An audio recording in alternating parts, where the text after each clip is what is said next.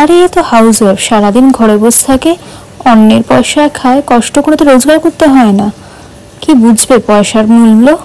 হ্যাঁ ঠিকই বলেছেন আপনি, সারা সপ্তাহ কাজ করেন কিন্তু ছুটিও পান, আর সাথে মাসের শেষে একটা বেতনও পান।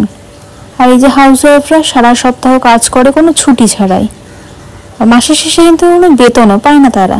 আপনার কাজে কোনো ভুল হলে আপনার ঊর্ধ্বতনরা আপনার বকাঝকা করবে, কিন্তু যদি আপনি ভালো কাজ করেন প্রমোশন আছে, ইনসেনটিভস আছে। কিন্তু হাউস ওয়াইফদের তাদের তো কোনো প্রমোশনস নেই, কিন্তু তাদের কাজের খুঁত ধরতে সবাই জানে। আপনার চাকরি জীবনে ইএল, সিএল, মেডিকেল লিভ আছে, কিন্তু এই হাউস ওয়াইফদের কোনো ছুটিও নেই, আবার মেডিকেল লিভও নেওয়া চলবে না।